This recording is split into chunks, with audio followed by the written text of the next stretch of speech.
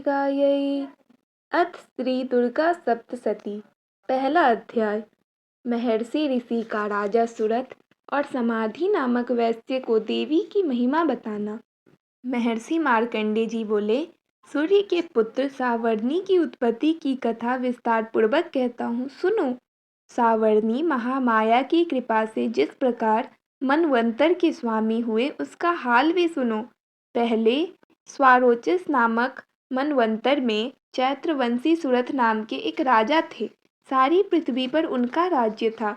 वह प्रजा को अपने पुत्र के समान मानते थे, तो भी कोला विध्वंसी राजा उनके शत्रु बन गए। दुष्टों को दंड देने वाले राजा सुरथ की उनके साथ लड़ाई हुई। कोला विंध्यवासियों के संख्या में कम होने पर भी राजा सुरथ युद्ध में उनसे हार गए। तब वह अपने नगर में आ गए। केवल अपने देश का राज्य ही उनके पास रह गया और वह उसी देश के राजा होकर राज्य करने लगे। किंतु उनके शत्रुओं ने उन पर वहां भी आक्रमण किया। राजा को बलहीन देखकर उसके दुष्ट मंत्रियों ने राजा की सेना और खजाना अपने अधिकार में कर लिया। राजा सुरथ अपने राज्याधिकार को हारकर शिकार खेलने के बहाने घोड़े पर सवार होकर वहां से एक भयंकर वन की ओर चले गए। उस वन में उन्होंने महर्षि मेधा का आश्रम देखा। वहां मेधा महर्षि अपने शिष्यों तथा मुनियों से सुशोभित बैठे हुए थे और वहां कितने ही हिंसक जीव परम शांत भाव से रहते थे। राजा सुरथ ने महर्षि मेधा को प्रणाम किया और महर्षि ने भी उनका उचित सत्कार किया। राजा सुरथ महर्षि के आश्रम में कुछ समय तक ठहरे। अपने नगर की ममता के आकर्षण से राजा अपने मन में सोचने लगे, पूर्व काल में पूर्वजों ने जिस नगर का पालन किया था वह आज मेरे हाथ से निकल गया। मेरे दुष्ट एवं दुरात्मा मंत्री मेरे नगर की अब धर्म से रक्षा कर रहे होंगे या नहीं। मेरा प्रधान हाथी, जो कि सदा मद की वर्षा करने वाला और शूरवीर था, मेरे वैरियों के वश में होकर न जाने क्या दुख भोग रहा होगा। मेरे आज्ञाकारी नौकर, जो मेरी कृपा से धन और भोजन पाने से सदैव सुखी रहते थे और मेरे पीछे पीछे चलते थे, वे अब निश्चय ही दुष्ट राजाओं का अनुसरण करते होंगे। मेरे दुष्ट एवं दुरात्मा मंत्रियों द्वारा व्यर्थ ही धन को व्यय करने से संचित किया हुआ मेरा खजाना एक दिन अवश्य खाली हो जाएगा। इस प्रकार की बहुत सी बातें सोचता हुआ राजा निरंतर दुखी रहने लगा। एक दिन राजा सुरथ ने महर्षि मेधा के आश्रम के निकट एक वैश्य को देखा। राजा ने उससे पूछा, भाई तुम कौन हो? यहाँ तुम्हारे आने का क्या कारण है? तुम मुझे शोकग्रस्त अनमने से दिखाई देते हो, इसका क्या कारण है? राजा ने यह नर्म वचन सुन वैश्य ने महाराज सुरथ को प्रणाम करके कहा। वैश्य बोला, राजन, मेरा नाम समाधि है। मैं धनियों के कुल में उत्पन्न एक वैश्य हूँ।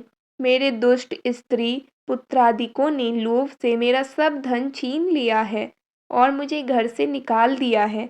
मैं इस तरह से दुखी होकर इस वन में चला आया हूँ और यहाँ रहता हुआ मैं इस बात को भी नहीं जानता कि अब घर में इस समय सब कुशल हैं या नहीं। यहाँ मैं अपने परिवार का आचरण संबंधी कोई समाचार भी नहीं पा सकता कि वे घर में इस समय कुशल पूर्वक हैं या नहीं। मैं अपने पुत्रों के संबंध में यह भी नहीं जानता कि वे सदाचारी हैं या दुराचार में फंसे हुए हैं। राजा बोले, जिस धन के लोभी स्त्री पुत्रों ने तुम्हें घर से निकाल दिया है, फिर भी तुम्हारा चित्त उनसे क्यों प्रेम करता है? वैश्य ने कहा, मेरे विषय में आपका ऐसा कहना ठीक है, किंतु मेरा मन इतना कठोर नहीं है। यद्यपि उन्होंने धन के लोभ में पड़कर पितृ स्नेह को त्याग कर मुझे घर से निकाल दिया है, तो भी मेरे मन में उनके लिए कठोरता नहीं आती। हे महामते, मेरा मन फिर भी उनमें क्यों फंस रहा है, इस बात को जानता हुआ भी मैं नहीं जान पा रहा हूँ। मेरा चित्त उनके लिए दुखी है। मैं उनके लिए लंबी लंबी सांसें ले रहा हूँ। उन लोगों में प्रेम नाम को नहीं है, फिर भी ऐसे निस्नेहियों के लिए मेरा हृदय कठोर नहीं होता। महर्षि मार्कंडेय जी ने कहा, हे ब्राह्मण, इसके पश्चात महाराज सुरथ और वह वैसे दोनों महर्षि मेधा के समीप गए और उनके साथ यथा योग्य न्यायी संभाषण करके दोनों ने वार्ता आरंभ की। राजा बोले, हे भगवान, मैं आपसे एक बात पूछना चाहता हूँ, सो आप कृपा करके मुझे बताइए। मेरा मन मेरे अधीन नहीं है, इससे मैं बहुत दुखी हूँ। राज्य धनादिक की चिंता अभी तक मुझे बनी हुई है और मेरी यह ममता अज्ञानियों की तरह बढ़ती ही जा रही है। यह समाधि नामक वैश्य भी अपने घर से अपमानित होकर आया है। इसके स्वजनों ने भी इसे त्याग दिया है। स्वजनों से त्यागा हुआ भी यह उनसे हार्दिक प्रेम रखता है। इस तरह हम दोनों ही दुखी हैं। हे महाभाग, उन लोगों के अवगुणों को देखकर भी हम दोनों के मन में उनके लिए ममता जनित आकर्षण उत्पन्न हो रहा है। हमारे ज्ञान रहते हुए भी ऐसा क्यों है? अज्ञानी मनुष्यों की तरह हम दोनों में यह मूर्खता क्यों है? महर्षि मेधा ने कहा, विषय मार्ग का ज्ञान सब जंतुओं को है। सबों के लिए विषय पृथक पृथक होते हैं। कुछ प्राणी दिन में नहीं देखते और कुछ रात को, परंतु कोई जीव ऐसे हैं जो दिन तथा रात दोनों में देख सकते हैं। यह सत्य है कि मनुष्यों में ज्ञान प्रधान है, किंतु केवल मनुष्य ही ज्ञानी नहीं होता। पशु पक्षी आदि को भी ज्ञान है। जैसे ये पशु पक्षी ज्ञानी है, वैसे ही मनुष्यों को भी ज्ञान है। और जो ज्ञान मनुष्यों में है, वैसे ही पशु पक्षियों में है। अन्य बातें भी दोनों में एक जैसी पाई जाती है। ज्ञान होने पर भी इन पक्षियों की ओर देखो। ये भूख से पीड़ित अपने बच्चों की चोंच में कितने प्रेम से दाने डालते हैं। हे राजन, ठीक ऐसा ही प्रेम मनुष्यों में अपनी संतान के प्रति पाया जाता है। लोभ के कारण अपने उपकार का बदला पाने के लिए मनुष्य पुत्रों की इच्छा करते हैं और इस प्रकार मोह के गड्ढे में भगवान श्री हरि की जो माया है, उसी में यह संसार मोहित हो रहा है। इसमें आश्चर्य की कोई बात नहीं, क्योंकि वह भगवान विष्णु की योग निंद्रा है। वह माया ही तो है जिसके कारण संसार मोह में जकड़ा हुआ है। यही महामाया भगवती देवी ज्ञानियों के चित्त को बलपूर्वक खींचकर मोह में डाल देती है और उसी के द्वारा संपूर्ण जगत की उत्पत्ति होती है। यही भगवती देवी प्रसन्न होकर मनुष्य को मुक्ति प्रदान करती है। यही संसार के बंधन का कारण है तथा संपूर्ण ईश्वरों की भी स्वामिनी है। महाराज सुरथ ने पूछा, भगवान, वह देवी कौन सी है जिसको आप महामाया कहते हैं? हे ब्राह्मण, वह कैसे उत्पन्न हुई और उसका क्या कार्य है? उसके चरित्र कौन कौन से हैं? प्रभु, उसके जैसा प्रभाव हो, जैसा स्वरूप हो, वह सभी कृपा कर मुझसे कहिए, मैं आपसे सुनना चाहता हूँ। महर्षि मेधा बोले, राजन, वह देवी तो नित्य स्वरूपा है। उसके द्वारा यह संसार रचा गया है, तभी उसकी उत्पत्ति अनेक प्रकार से होती है। वह सब आप मुझसे सुने। वे देवताओं का कार्य सिद्ध करने के लिए प्रकट होती है। उस समय वह उत्पन्न हुई कहलाती है। संसार को जलमय करके जब भगवान विष्णु योग निद्रा का आश्रय लेकर शेष शैया पर सो रहे थे, तब मधुकैटभ नामक दो असुर उनके कानों के मैल से प्रकट हुए और वे श्री ब्रह्मा जी को मारने के लिए तैयार हो गए। श्री ब्रह्मा जी ने जब उन दोनों को अपनी ओर आते देखा और यह भी देखा कि भगवान विष्णु योग निद्रा का आश्रय लेकर सो रहे हैं, तो वह उस समय श्री भगवान को जगाने के लिए उनके नेत्रों में निवास करने वाली योग निद्रा की स्तुति करने लगे। श्री ब्रह्मा जी ने कहा, हे देवी, तुम ही स्वाहा, तुम ही स्वधा और तुम ही वष्टकार हो। स्वर भी तुम्हारा ही स्वरूप है। तुम ही जीवन देने वाली सुधा हो। नित्य अक्षर प्रणव में अकार, उकार, मकार, इन तीनों में माताओं के रूप में तुम ही स्थित हो। इनके अतिरिक्त जो बिंदु पद अर्थ मात्रा है, जिसका कि विशेष रूप से उच्चारण नहीं किया जाता है, हे देवी, वह भी तुम ही हो। हे देवी, संध्या, सावित्री तथा परम जननी तुम ही हो। तुम इस विश्व को धारण करने वाली हो। तुमने ही इस जगत की रचना की है और तुम ही इस जगत का पालन करने वाली हो। तुम ही कल्प के अंत में सबको भक्षण करने वाली हो।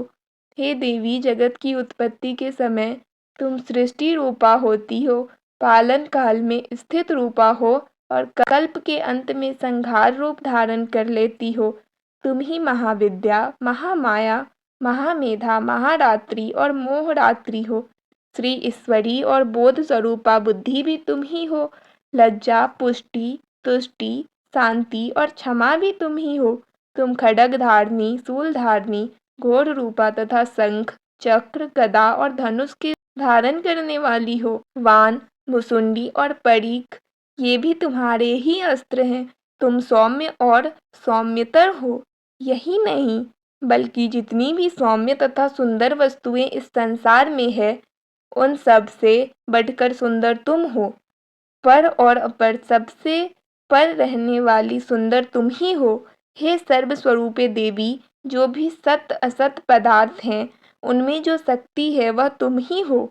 ऐसी अवस्था में भला तुम्हारी स्तुति कौन कर सकता है। इस संसार की सृष्टि, पालन और संहार करने वाले जो भगवान हैं, उनको भी जब तुमने निद्रा के वशीभूत कर दिया है, तो फिर तुम्हारी स्तुति कौन कर सकता है। मुझे भगवान विष्णु तथा भगवान शंकर को शरीर धारण कराने वाली भी तुम हो। तुम्हारी स्तुति करने की शक्ति किसमें है। हे देवी, तुम तो अपने इन उदार प्रभावों के कारण ही प्रशंसनीय हो। मधु और कैटभ जो भयंकर असुर हैं, इन्हें तो मोह में डाल दो और श्रीहरि भगवान विष्णु को भी जल्दी जगा दो और उनमें इनको मार डालने की बुद्धि भी उत्पन्न कर दो। महर्षि मेधा बोले, हे राजन, जब श्री ब्रह्मा जी ने देवी के इस प्रकार स्तुति करके भगवान को जगाने तथा मधु और कैटभ को मारने के लिए कहा, तो वे भगवान श्री विष्णु के नेत्र, मुख, नासिका, बाहु, हृदय और वक्ष स्थल से निकलकर श्री ब्रह्मा जी के सामने खड़ी हो गई। उनका ऐसा करना था कि भगवान श्रीहरि तुरंत जाग उठे और दोनों असुरों को देखा, जो कि अत्यंत बलवान तथा पराक्रमी थे और मारे क्रोध के, जिनके नेत्र लाल हो रहे थे और वे ब्रह्मा जी का वध करने के लिए तैयार थे। तब क्रुद्ध होकर उन दोनों दुरात्मा असुरों के साथ भगवान श्रीहरि पूरे 5000 वर्ष तक लड़ते रहे। एक तो वे अत्यंत बलवान तथा पराक्रमी थे, दूसरे महामाया ने भी उन्हें मोह में डाल रखा था तथा वे श्री भगवान से कहने लगे, हम दोनों तुम्हारी वीरता से अत्यंत प्रसन्न हैं, तुम हमसे कोई वर मांगो। भगवान ही ने कहा, यदि तुम मुझ पर प्रसन्न हो तो अब तुम मेरे हाथों से मर जाओ। बस इतना सा ही वर मैं तुमसे मांगता हूँ। यहाँ दूसरे वर से क्या प्रयोजन है। महर्षि मेधा बोले, इस तरह से जब वे धोखे में आ गए और अपने चारों ओर जल ही जल देखा, तो भगवान श्रीहरि से कहने लगे, जहाँ पर जल ना हो, सूखी जमीन हो, उसी जगह हमारा वध कीजिए। महर्षि मेधा कहते हैं, तथास्तु कहकर भगवान श्रीहरि ने उन दोनों को अपनी जांघ पर लिटाकर उन दोनों के सिर काट दिए। इस तरह से यह देवी श्री ब्रह्मा जी की स्तुति करने पर प्रकट हुई थी। अब तुमसे उनके प्रभाव का वर्णन करता हूँ, सुनो। पहला अध्याय समाप्त।